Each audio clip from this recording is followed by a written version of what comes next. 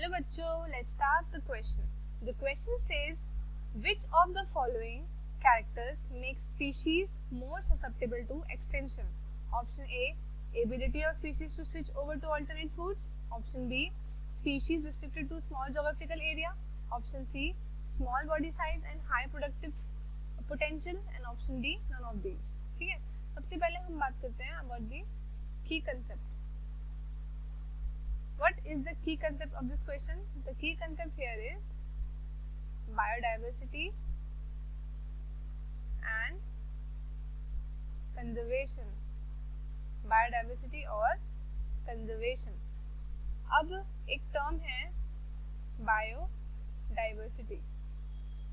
Variation in different species of plants and animals is known as biodiversity. ठीक है, हमारी जो अर्थ की बायोडाइवर्सिटी है वो क्या कर रही है? रैपिडली डिक्रीज कर रही है.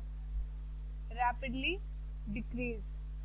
ठीक है, 20 सालों में, अभी जो गए 20 सालों में हमने क्या देखा? हमने देखा 27 डिफरेंट स्पीशीज जो हुई ना वो एक्सटिंक्ट हो गई.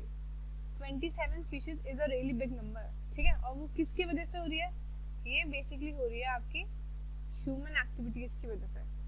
ठीक है, डायरेक्ट और इनडायरेक्ट इसके रिस्पॉन्सिबल और कोई नहीं, हम ही हैं.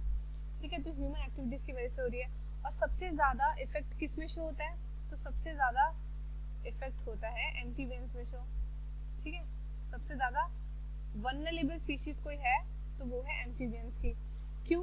क्योंकि ये टेरेस्ट्रियल भी रहते हैं और एक्वेटिक भी रहते हैं. तो इनकी जो स्किन होती है ना, स्किन वो क्या होती है?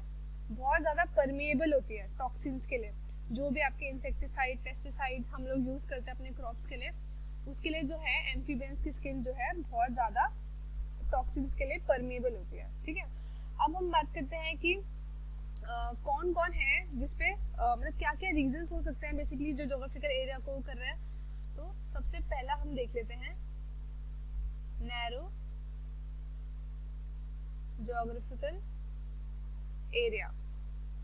ठीक है, जिस जगह का ज्योग्राफिकल एरिया कम होगा वहां की क्या होगी? ऑटोमेटिकली स्पीशीज कम हो जाएंगी. ठीक है, वन और अ फ्यू पॉपुलेशन. अगर किसी एरिया में कोई पॉपुलेशन बढ़ ही नहीं रही है तो भाई एक टाइम आने पे वो एक्सटिंक्ट होना ही है. ठीक है, तीसरा क्या है? तीसरा है स्मॉल पॉपुलेशन साइज. उसकी पॉपुलेशन का साइज इंक्रीज तभी करेगा जब हेल्दी रिप्रोडक्शन है. ठीक है, तो स्मॉल पॉपुलेशन साइज एंड उसकी जो जेनेटिक वेरिएबिलिटी है ना, जेनेटिक वेरिएशन, जो उसका जेनेटिक वेरिएशन है वो बहुत ही लेस है. ठीक है, ये हो गया. अब क्या हो रहा है? उसकी पॉपुलेशन का साइज कम हो गया, जेनेटिक वेरिएशन नहीं हो रही है. ठीक है, लो रिप्रोडक्टिव पोटेंशियल. ठीक है, लो रिप्रोडक्टिव पोटेंशियल. तो ये सारे मेजर रीजंस हैं जिसकी वजह से क्या हो रहा है? हमारी डाइवर्सिटी कम होती जा रही है. तो ऑप्शन, करेक्ट ऑप्शन क्या होगा? Which of the following characters make more species susceptible to extinction? तो correct option is option B. Option B correct है. क्यों? क्योंकि स्पीशीज सिर्फ एक स्पेसिफिक ज्योग्राफिकल एरिया में रिस्ट्रिक्ट हो चुके हैं. ठीक है, रिस्ट्रिक्ट होने का मतलब है वो ना वहाँ से कहीं बाहर जा सकते हैं, ना वो एक्सप्लोर कर सकते हैं, ना वो रिप्रोड्यूस कर सकते हैं ढंग से. तो ऑटोमेटिकली उनका जो काउंट है वो कम हो जाएगा. ठीक है, तो हेयर ऑप्शन बी जो है हमारा करेक्ट है. ठीक है, होप आपको एक क्वेश्चन अच्छे से समझ में आया होगा.